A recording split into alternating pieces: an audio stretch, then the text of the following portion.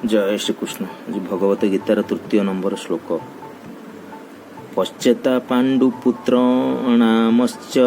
महती च मुमं व्यूढ़ा द्रुपद पुत्रेण तव शिष्यण धीमतः।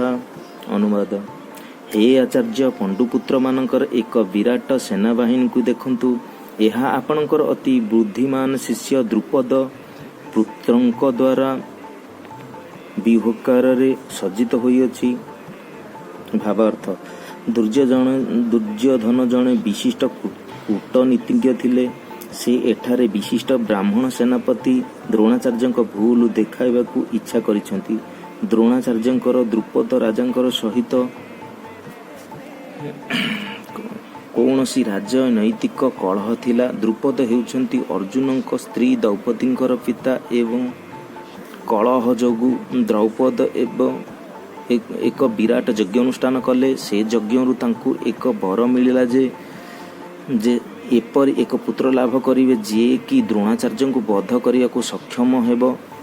एकथा द्रोणाचार्य भल रकमर बा भल भाबरे जानिथिले, तथापि से जणे उदार हृदय विशिष्ट ब्राह्मण थिले। सेथिपाई जेतेबेले द्रुपदଙ୍କ पुत्र धृष्टद्युम्न अस्त्र विद्या शिक्षा करिबा निमंते तांकर शिष्य हेबाकू गले, सेतेबेले से द्रोण तांकू धृष्टद्युम्नଙ୍କୁ समस्त गुप्त युद्ध कौशल बिना द्वंद्व शिखाई देइथिले।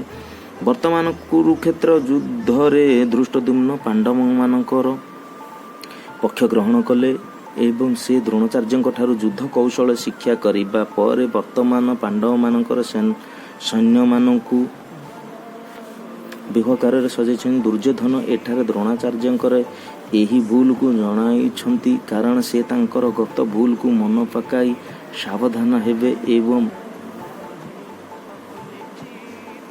युद्धरे शीतलता प्रदर्शन करिवे नाही। एहा द्वारा से दर्शाइबाकू चाहती जे द्रोणाचार्य तांकर प्रिय शिष्य पांडव मानक विरुद्ध युद्ध करुथिला बेले जेपरि कोहल नीति अनुसरण न करती। विशेष करी अर्जुन तांकर जणे अति विशिष्ट मेधावी छात्र तथा प्रिय छात्र थिले। दुर्योधन मध्य तांकू सावधान कराइदेले जणाइदेले जे से एही युद्धरे कोहल नीति अनुसरण करती ताहाले पराजित हेबाकू पड़िबो। जय